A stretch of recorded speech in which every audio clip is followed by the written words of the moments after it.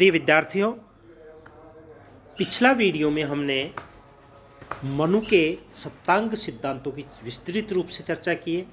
आज हम मनु के राज्य की उत्पत्ति के सिद्धांत के बारे में चर्चा करेंगे। मनु मूल रूप से राज्य को अर्थात राजा के बारे में वो जो अपने सिद्धांत देता है वो देवी सिद्धांत मानता है। अर्थात राज्य की उत्पत्ति अर्थात राजा की उत्पत्ति किसी व्यक्ति समझौते के फलस्वरूप नहीं हुई। अर्थात उनका मत है कि राजा की उत्पत्ति किसी ईश्वर शक्ति ने अर्थात भगवान ने की है। इसके आधार पर उन्होंने देवीय सिद्धांत का प्रतिपादन किया।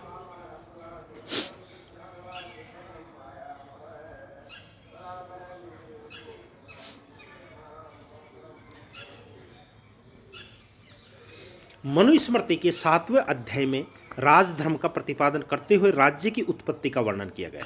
उसके अनुसार सृष्टि की प्रारंभिक अवस्था भयंकर थी, न कोई दंड था, न कोई राजा था और आसुरी प्रवृत्तियां खुलकर तांडव करते थे। कोई व्यक्ति अपने कर्तव्य के पालन की स्थिति में नहीं थे।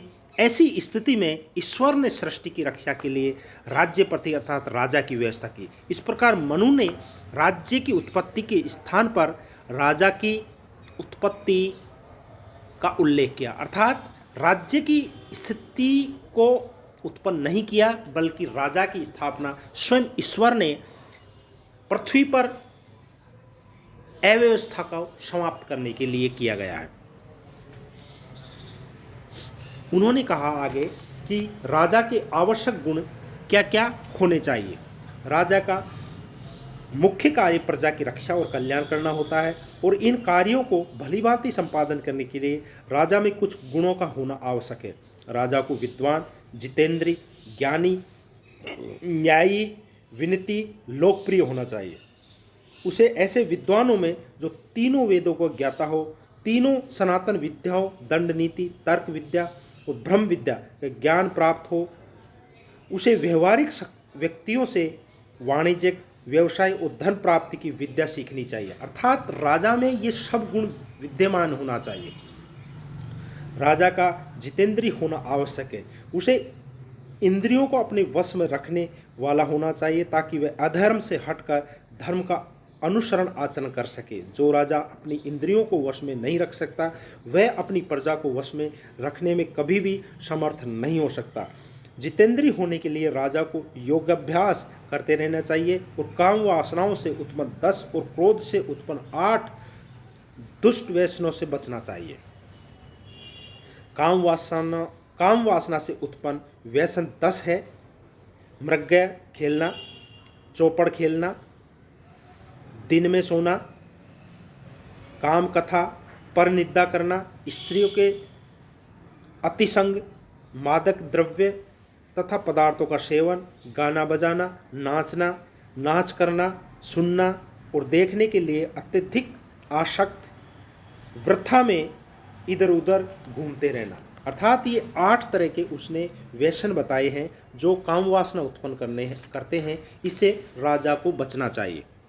क्रोध से उत्पन्न उसने 8 व्यसन इस प्रकार बताए हैं: चुगली करना, बलात्कार से किसी दूसरी स्त्री के साथ व्यभिचार करना, द्रोह, ईर्ष्या, असहिष्णुता, बुरे कार्यों में धन का अन्यायपूर्ण खर्च करना, कठोर वचन बोलना, बिना अपराध विशेष दंड देना।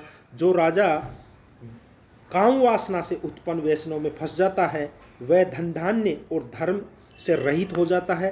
जो क्रोध से उत्पन्न बुरे व्यसनों में फंसता है वे प्रकृति के प्रकोप के कारण शरीर से भी वंचित हो जाता है। मनु के राजा को इन व्यसनों से सचेत रहने के लिए लिखते हैं। व्यसन वो मनु अपनी मनुस्मृति में कहता है राजा के बारे में, व्यसन और मृत्यु दोनों ही कष्टकारक है। अर्थात नशा और मृत्यु दोनों ही कष्टदायक है, किंतु मृत्यु की अपेक्षा व्यसन अधिक कष्टकारक है, क्योंकि मरा हुआ व्यसन पुरुष नरक में जाता हो और मरने पर व्यसन रहित पुरुष स्वर्ग को जाता है। इसलिए विद्वान राजा को चाहिए कि इन व्यसनों से सावधानी से विजय प्राप्त करनी चाहिए। अर्थात इन व्यसनों को में किसी तरह से राजा को नहीं फंसना चाहिए। इसके आधार पर उन्होंने ये अपनी व्यवस्था की।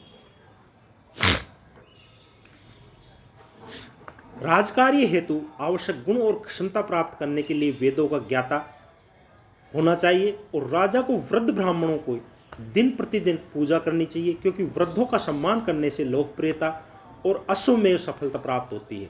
राजा को विद्वानों से वेदों को श्रवण करना चाहिए और उनके द्वारा प्रदत्त शिक्षाओं को व्यवहारिक जीवन में अपनाना चाहिए। राजा को सदैव विनती रखना चाहिए, क्योंकि ऐसा राजा कभी भी नाश नहीं होता, ऐसे राजा का कभी भी नाश नहीं हो सकता। जो राजा वेदों का श्रवण करेगा, जो बुजुर्ग ब्राह्मणों का सम्मान करेगा, जो अश्वमेध यज्ञ करेगा, ऐसे राजा का कभी भी नाश नहीं हो सकता, वह हमेशा सफलता की ओर चले जाएगा।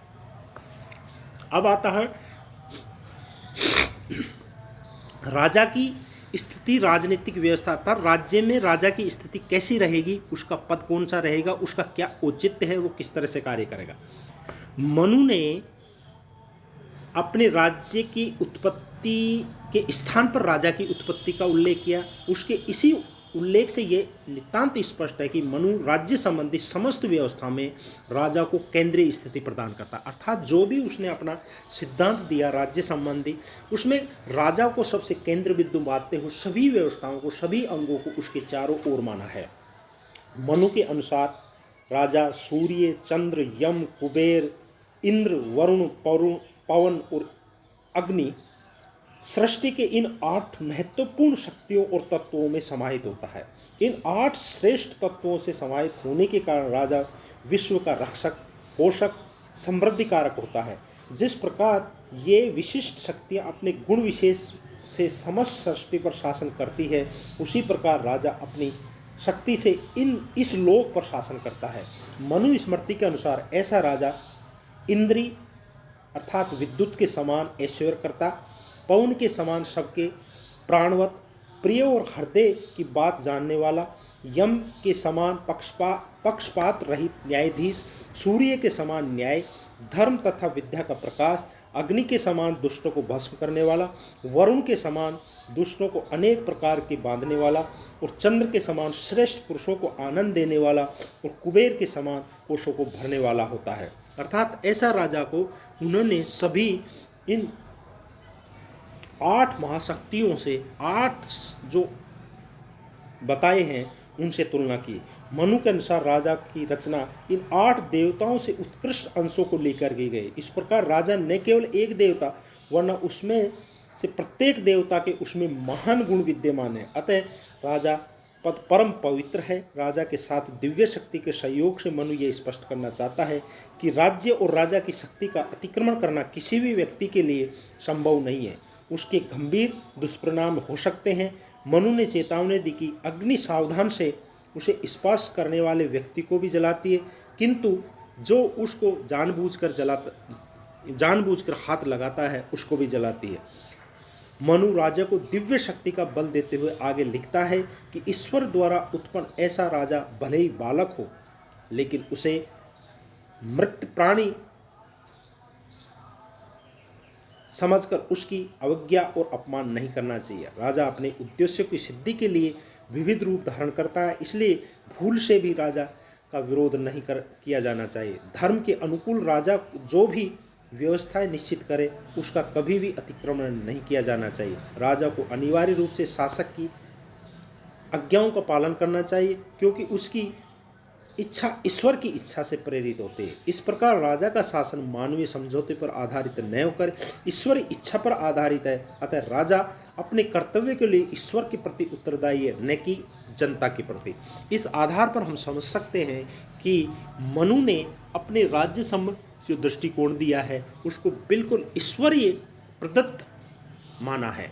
उन्होंने सामाजिक समझौता नहीं माना, उन्होंने शक्ति का किसी तरह का कोई प्रतिरूप नहीं माना। उन्होंने कहा है कि अव्यवस्थाओं को समाप्त करने के लिए भगवान ने अर्थात स्वयं ईश्वर ने राजा की स्थापना की। वह राज्य की स्थापना राज्य की उत्पत्ति का सिद्धांत न होकर राजा की उत्पत्ति का सिद्धांत है, और इसलिए उन्होंने राजा में ईश्वरी गुण अर्थात 8 देवताओं के अंश होने के कारण राजा कभी गलती नहीं कर सकता और उसको प्रजा का हमेशा अपने बच्चों की तरह ख्याल रखना चाहिए और प्रजा को भी उनके आदेशों की पालना करने। इस प्रकार मनु ने राज्य की उत्पत्ति का जो सिद्धांत दिया और राजा की कहाँ राजनीतिक व्यवस्था में स्थिति है उसका बारे में उल्लेख किया।